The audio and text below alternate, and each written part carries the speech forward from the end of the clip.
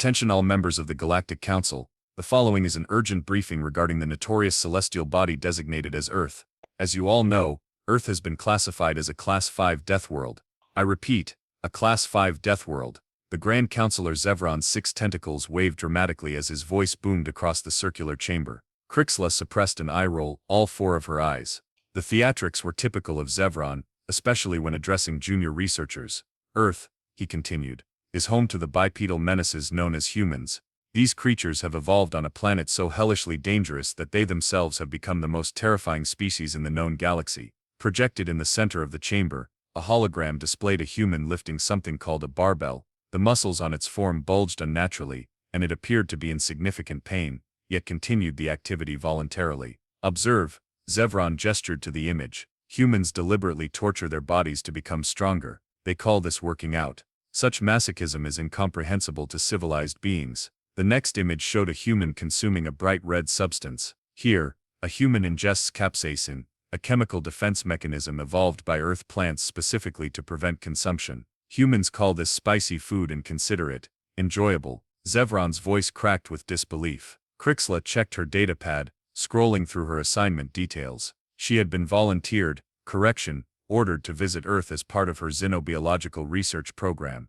The Council needed updated information on Earth's ecosystems, and apparently, she was expendable enough for the job. Humans, Zevron droned on, can survive traumatic injuries that would kill any reasonable species. They sleep, voluntarily become unconscious, for approximately 1/3 of their lives. They consume fermented toxins for recreation. They expose themselves to radiation from their sun for cosmetic purposes. The chamber filled with horrified murmurs. And worst of all, Zevron lowered his voice dramatically, they keep smaller predators in their dwellings, as pets. The gasps were audible. A junior counselor fainted. Researcher Crixla, Zevron suddenly addressed her directly, causing all 6 of her legs to stiffen. You depart tomorrow. Your mission is to document Earth's current ecological status and assess any new threats posed by human activities. Do you accept this assignment? Like she had a choice. Still, her core temperature rose with excitement. Despite the dangers, Earth had always fascinated her. I accept, Grand Counselor, she replied, trying to keep her voice steady. Excellent. Your survival probability has been calculated at 27%. That high, someone muttered. The Council extends its gratitude for your sacrifice, Zevron concluded solemnly. Later, in her preparation chamber, Crixla reviewed her Earth survival kit, a multi-layered protective suit, emergency teleportation beacon, universal translator, and 16 different antidotes for Earth's various toxins. The protective suit alone weighed twice what she did, with reinforced plating against Earth's crushing gravity. I still think you're insane, her colleague Trex chittered from the doorway. No researcher has visited Earth in over 50 cycles. The last one returned missing 2 limbs. Humans only have 4 to begin with, Crixla replied absently. Besides, I've studied them extensively. They're not as terrible as the Council portrays. They wage war on each other constantly, Trex countered. Out of boredom mostly.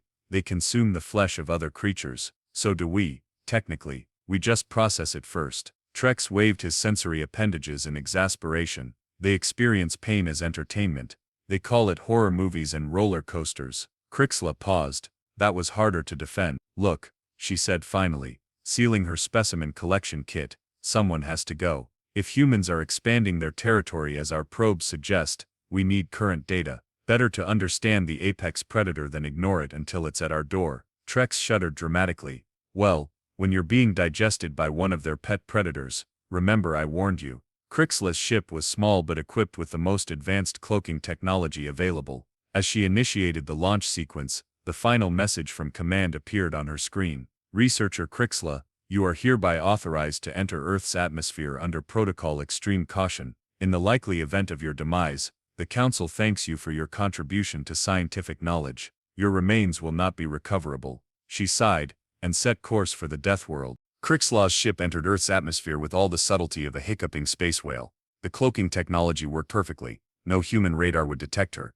But the turbulence made her regret skipping the optional stabilizers to make room for more emergency supplies.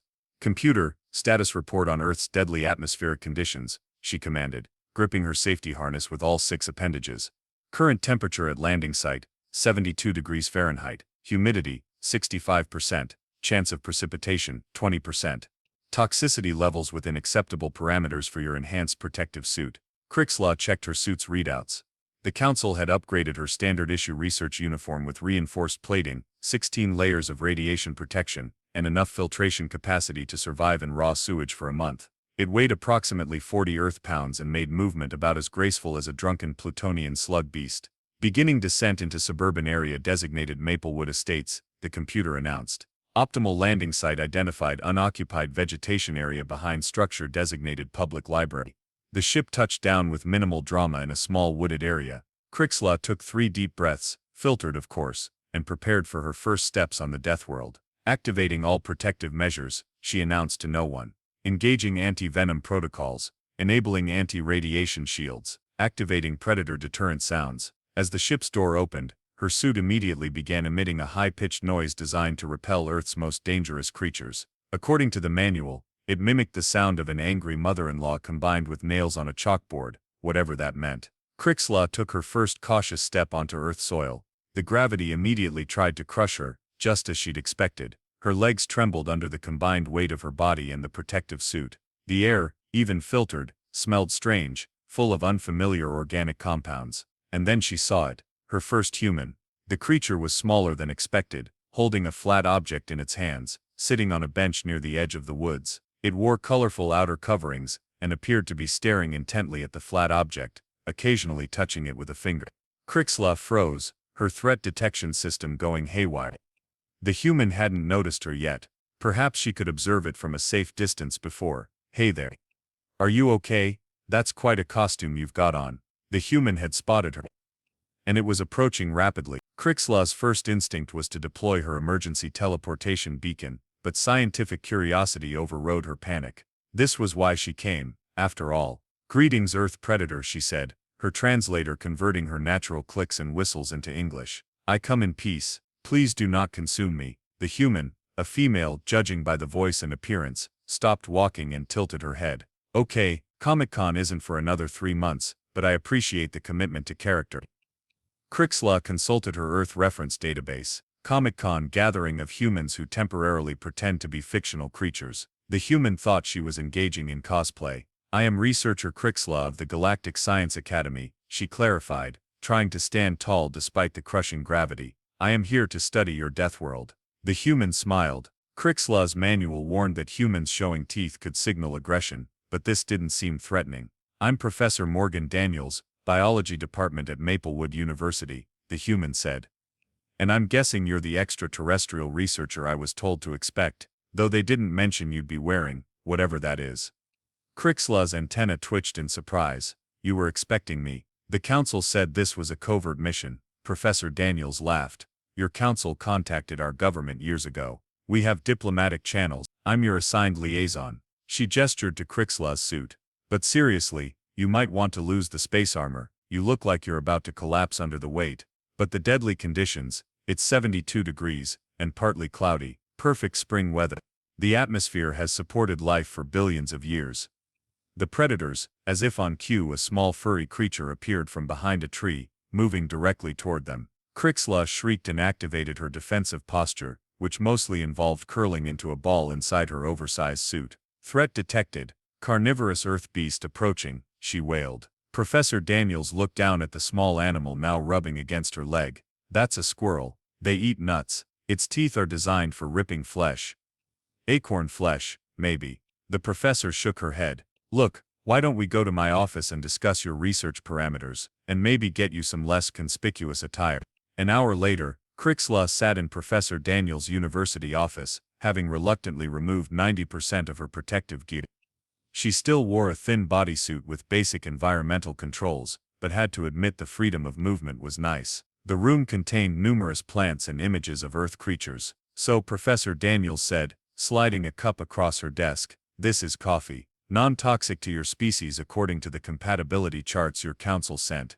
It might help with the jet lag. Or space lag, I guess." Crixlaw cautiously extended a sensory appendage toward the steaming liquid. "The database says humans use this as a stimulant drug. Guilty as charged." Morgan took a long sip from her own cup.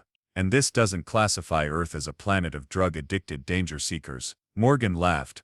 "Wait until you learn about energy drinks." Crixla made a note on her data pad, then finally sampled the coffee. The bitter liquid had an intriguing complexity, and she felt a pleasant warmth spread through her system. Now, Morgan continued, about your research goals. You want to study our ecosystems. Yes, the Council believes humans may be altering Earth's biosphere in ways that could make you even more dangerous. I am to assess the threat level and report back. Morgan sighed, we're not nearly as terrifying as your council seems to think. Just then, a loud bang from outside made Crixla leap 3 feet into the air, quite a feat in Earth's gravity. She clung to the ceiling light fixture, all 4 eyes wide with terror. What was that explosive device? She shrieked. Morgan glanced out the window, just a car backfiring. She looked up at her alien visitor. Do you need help getting down? Crixla realized she was hanging from the light fixture, and slowly descended, her exoskeleton flushed with embarrassment. Perhaps, she admitted, smoothing her antenna, I have been somewhat over-prepared for Earth's dangers. You think? Morgan smiled. Don't worry. By the end of your stay you'll see we're mostly harmless. Mostly. Crixla wasn't entirely convinced, but as she finished her coffee, she decided that at least one human seemed safe enough. And if Earth's scariest creatures were just small nut-eating squirrels, perhaps this mission wouldn't be the death sentence the Council had predicted. She had no idea how wrong she was. Your primary objective is to document Earth's most dangerous predators? Morgan confirmed, scanning Crixla's research brief the next morning. They sat in the university's biology lab, surrounded by specimen jars and microscopes. Affirmative, Crixla replied, now wearing what Morgan called normal clothes, jeans and a hoodie with a baseball cap covering her antenna. The Council requires detailed analysis of Earth's apex creatures and their territorial behaviors. Morgan tapped her pen thoughtfully. And you need this data within 2 weeks. The extraction window is non-negotiable. Apparently, prolonged exposure to humans is considered psychologically damaging. Crixla adjusted her cap. No offense, none taken. So dangerous predators. Morgan pulled up a digital map. There's the wildlife sanctuary about 30 miles north. We could observe some local predators there. Coyotes, hawks, maybe even a bobcat if we're lucky. Crixla's exoskeleton paled. Those sound adequately terrifying. The lab door swung open, and a lanky human with wild hair and a faded t-shirt reading "Talk Nerdy to Me" burst in. Sorry I'm late, Prof. Traffic was. He stopped, staring at Crixla. Whoa, is this the alien? Morgan sighed. Crixla, meet Jax Rivera, my field technician. Jax, this is researcher Crixla. And yes, she's extraterrestrial, so please try not to make it weird. Too late, Crixla muttered. Jax approached, eyes wide with fascination. This is so cool. What planet are you from? Can you breathe fire? Do you have telepathic abilities? Are those extra eyes, or just decorative bumps? Jax, Morgan snapped. Right, sorry. He stepped back. Professional. I can be professional. Crixla decided honesty was the best approach. I'm from the Cephid system. I cannot breathe fire. That would be evolutionarily counterproductive. I have limited empathic abilities, but no telepathy. And yes, all 4 are functioning visual organs. Awesome, Jax whispered. Morgan cleared her throat. Jax will be joining us on our field expedition. He's eccentric but knows the local ecosystem better than anyone. I've been tracking the resident predator populations for my doctoral thesis, Jax explained proudly. Did you know coyotes have adapted to urban environments in ways that, Jax? Morgan interrupted. Gear check. While Jax gathered equipment, Crixla reviewed her Earth predator database. The images of Earth's apex creatures were certainly intimidating, razor-sharp teeth, powerful jaws, sleek hunting bodies. But something seemed off about the scale. This wolf creature, she pointed to an image. The database says it's one of Earth's most feared predators. How tall is it? About 2.5 feet at the shoulder, Morgan replied. Crixla blinked, all 4 eyes in sequence. That's smaller than I expected. What did you think they were? The size of buses? Before Crixla could answer, Jax returned with 3 backpacks. Field kits ready. I packed extra specimen containers, the high-res camera, and snacks. Snacks? Crixla questioned. Yeah, you know, for energy during the expedition. Chips, trail mix, some chocolate. Crixla consulted her translator. You're bringing voluntary toxins. Chocolate has caffeine and theobromine, Jax explained. Both technically toxic, but in small doses, just enough for a nice buzz. Crixla made a note. Humans consume recreational poisons as expedition fuel. As they loaded the university's field vehicle, what Morgan called a beat-up old Jeep, Crixla noticed Jax placing a small metal canister in the back. What's that device? She asked suspiciously. Bear spray, he replied casually. Spray bears, the large omnivorous mammals, only if they get too close, Morgan clarified. It's just a precaution. Crixla's inner membranes constricted with anxiety. The database didn't mention we'd encounter bears. We probably won't, Morgan assured her. But if we do, Jax added cheerfully, they can smell fear. So try not to be terrified. Crixla groaned. Is it too late to request a mission reassignment to an active volcano? As they drove north toward the wildlife sanctuary, Crixla observed the changing landscape. The suburban sprawl gradually gave way to fields and forests. It was beautiful, not at all like the hellscape described in council briefings. I don't understand, she finally said. Where are the fire pits? The acid rain? The zones of perpetual darkness? Morgan exchanged a glance with Jax. The fire pits are only active during barbecue season.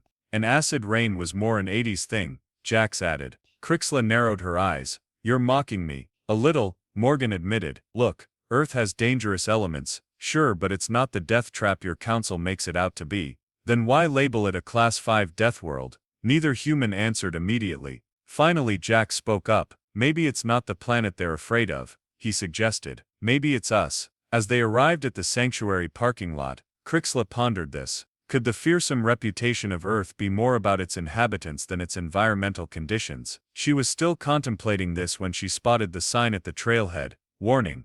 You are entering mountain lion territory. Perhaps she'd get her answer soon enough.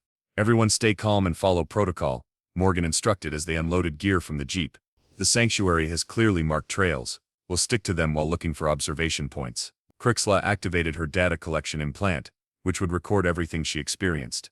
The device was calibrated to emphasize potentially threatening stimuli, a setting she was beginning to regret as every rustling leaf triggered a small adrenaline spike. I've got the field scanner, Jax announced, slinging a device over his shoulder that looked suspiciously like a modified Earth appliance. We can track heat signatures within 50 meters. Is that a microwave with binoculars attached to it? Crixla asked. University budget cuts, Morgan explained with a shrug. Jax gets creative. They ventured onto the trail, Crixla positioned safely between the two humans. She kept all four eyes scanning in different directions, her sensory antenna fully extended. The forest was disconcertingly alive, chirping, rustling, crackling with activity. There's so much noise, she whispered. Predators everywhere, mostly birds and squirrels, Morgan pointed out. Look up in that tree, a cardinal. Crixla followed her gesture to see a small red creature perched on a branch. The database says cardinals are known for their aggressive territorial displays and mate-guarding behaviors. Well yes, but it's watching us, plotting. Crixla edged closer to Morgan. Jax snorted. If you think cardinals are scary, wait till you see a goose. Geese are documented as highly aggressive avian terrors, Crixla noted, checking her database. They have serrated tongues, and can break human bones with their wings. That's extremely exaggerated, Morgan said, shooting Jax a look. Who compiled this database? The Council's senior xenobiologists using information from Earth's own internet. Both humans groaned in understanding. They continued deeper into the sanctuary, Crixla documenting every creature they encountered, each identification followed by increasingly unlikely threat assessments from her database. According to her records, chipmunks could launch themselves at prey at speeds approaching that of sound, and deer were known to lure predators into deadly ambushes. Your council really has Earth figured out, Jax remarked after Crixla described how rabbits could allegedly hypnotize their victims. Crixla was beginning to suspect her database might be somewhat compromised. An hour into their hike, they reached a small clearing with a pond. Morgan pulled out a field scope. Perfect observation point. We can set up here and movement in the bushes, Crixla hissed, dropping into a defensive crouch. From the underbrush emerged a small brown bird, pecking casually at the ground. It's a sparrow, Jax said, not bothering to hide his amusement. The database says nothing about sparrows, Crixla noted, scanning through her records. Probably because they're completely harmless, Morgan suggested. Crixla watched the tiny bird hop about. So this is not an apex predator, only to worms and insects, Jax confirmed. Crixla made a note. Earth apex predators significantly less impressive than council reports indicate. They settled in the clearing, setting up observation equipment. Jax rigged cameras near a game trail while Morgan prepared lunch, simple sandwiches that Crixla cautiously sampled after extensive scanning for toxins. I still don't understand, she said, between tentative bites. If Earth's wildlife isn't exceptionally dangerous, why is your planet classified as a death world? Morgan considered this. Earth does have its hazards. Extreme weather events, tectonically active regions, various diseases, and Australia, Jax added. But nothing that would warrant galactic quarantine, Morgan continued. I think your council may have other reasons for keeping your people away from Earth. Before Crixla could press further, a high-pitched beeping came from Jax's scanner. Large heat signature approaching from the north, he reported, suddenly serious. Probably a deer, but could be something else. Morgan lowered her voice. Everyone stay still. If it's a predator, we don't want to startle it. Crixla froze, her exoskeleton instinctively hardening in anticipation of an attack. The beeping grew louder as the heat signature moved closer. Through the trees came a creature unlike any Crixla had seen before. Tall, brown, with enormous branching structures on its head. It moved with surprising grace for its size, stepping cautiously into the clearing. Bull elk, Morgan whispered. Magnificent specimen. Breeding season must be starting early. Is it dangerous? Crixla asked, barely moving her mouth. Only if provoked, Morgan replied. Just stay still, and Jax's scanner chose that moment to emit a loud prolonged beep. The elk's head snapped toward them, eyes fixing on their position. Nobody move, Morgan breathed. The elk pawed the ground once, then twice, lowered its head slightly. Is it preparing to charge? Crixla whispered. Possibly, Morgan admitted. Should we run? Definitely not. What's the protocol here? Back away very slowly, Morgan instructed. No sudden movements. They began inching backward. For a moment, it seemed the elk might lose interest, until Crixla's foot connected with a fallen branch, snapping it with a crack that seemed impossibly loud in the tense silence. The elk snorted, pawing the ground more aggressively now. I think I need to deploy my defensive measures, Crixla said, reaching for a small device on her belt. What defensive measures? Morgan asked, eyes still fixed on the elk. Standard issue predator deterrent. Wait, don't, too late. Crixla activated the device, which immediately emitted a high-pitched wail that the manual had assured her would repel Earth's most dangerous predators. The effect was immediate, but not as expected. The elk bolted away in panic, crashing through the underbrush. Unfortunately, so did every other creature within hearing range, creating a stampede of wildlife fleeing in all directions, including directly through their observation post. Take cover, Morgan yelled, diving behind a fallen log. Jax grabbed his equipment and rolled under a bush. Crixla, paralyzed with terror, stood frozen as squirrels, rabbits, and various birds fled past her. Something furry brushed against her leg, causing her to emit a shriek so high-pitched it nearly matched her deterrent device. In her panic, she scrambled up the nearest tree with surprising agility, clinging to a branch with all 6 limbs while her antenna vibrated with fear. When the commotion finally subsided, Morgan and Jax emerged from their hiding spots, looking around at the devastation of their camp, knocked over equipment, scattered supplies, and one alien researcher trembling in a tree. What? Morgan demanded, hands on hips. Was that? Galactic Council approved Earth Predator Deterrent, Crixla explained weakly from her perch. Supposed to mimic the sound of Earth's most feared predator. And what would that be? Jax asked, retrieving his scattered equipment. According to the database, something called a vacuum cleaner. The humans exchanged looks before bursting into laughter so intense they had to lean on each other for support. Is someone going to help me down from here? Crixla called after several minutes of their uncontrolled mirth. As Jax positioned himself below the tree, arms outstretched to catch her if she fell, Crixla couldn't help but wonder if her mission objectives needed serious reconsideration. The Deathworld wasn't at all what she'd been led to believe, and she was beginning to suspect there was much more to this planet, and its supposedly terrifying inhabitants, than the Council had disclosed. I think we've had enough wildlife observation for one day, Morgan said, as they regrouped at their demolished campsite. Their equipment was scattered, lunch trampled, and Crixla's dignity thoroughly compromised after her rescue from the tree. I've collected sufficient data on non-threatening forest creatures, Crixla agreed, brushing leaves from her antenna. But my mission requires documentation of genuine apex predators. Jax checked his watch. It's getting late. We should head back before sunset. Is that when the truly dangerous creatures emerge? Crixla asked, perking up. No, that's when the gift shop closes, and I promised to buy you one of those tacky "I Survived the Wilderness" t-shirts, Jax replied. As they packed up their remaining supplies, dark clouds rolled in with impressive speed. The temperature dropped noticeably. Storm's coming, Morgan observed, glancing skyward. We need to move quickly. They hurried along the trail, but the weather moved faster. Within minutes, rain began to fall, light at first, then with increasing intensity. Thunder rumbled in the distance. Earth weather is remarkably efficient at ruining research expeditions, Crixla noted, hunching her shoulders against the downpour. The jeep's still 2 miles away, Morgan said, raising her voice over the strengthening wind. There's a ranger station closer, we can shelter there. They diverted to a smaller trail, the ground rapidly turning muddy beneath their feet. Lightning flashed, followed almost immediately by a crack of thunder that made Crixla jump. Just atmospheric electrical discharge, she muttered to herself. Completely natural planetary phenomenon, not at all terrifying. The rain intensified to a torrential downpour, visibility dropped dramatically. There, Jax pointed ahead to a small wooden structure barely visible through the deluge.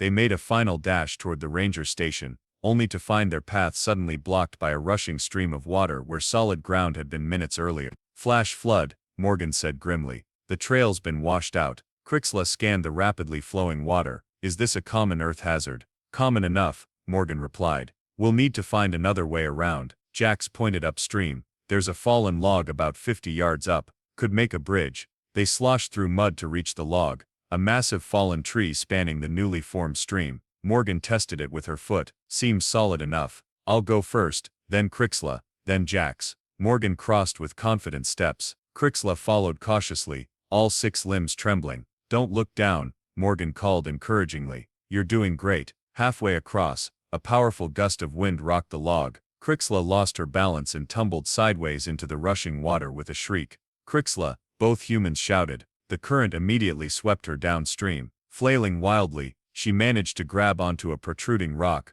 but the water's force threatened to tear her away at any moment. Hold on, Morgan shouted, running alongside the bank. My species cannot swim, Crixla cried, clinging desperately to the slippery rock. Morgan spotted a low-hanging branch and positioned herself downstream. When I say now, let go of the rock, I'll catch you. That's statistically improbable, Crixla argued, her grip weakening. Trust me, Morgan insisted. Now, against all her instincts, Crixla released her hold. The current swept her directly toward Morgan, who leaned out dangerously far, branch in hand. Their fingers connected for just an instant, enough for Crixla to seize Morgan's hand with surprising strength. With Jax's help, they pulled Crixla to safety. She collapsed on the muddy bank, all 4 eyes wide with shock. You risked your safety. For me. Crixla's voice was barely audible over the storm. Of course, Morgan said, as if it were the most obvious thing in the world. Before they could say more, a loud cracking sound split the air.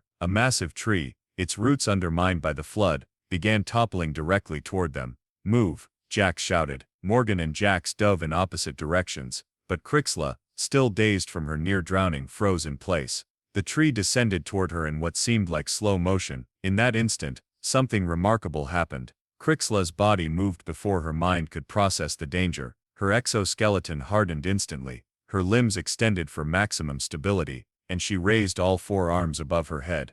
The tree crashed down, and stopped. Morgan and Jax stared in disbelief. Crixla stood beneath the massive trunk, supporting its entire weight with her upper limbs. Her species' natural density and the reinforced exoskeleton, evolved for a planet with gravity 3 times that of Earth, made what looked impossible to humans entirely manageable for her.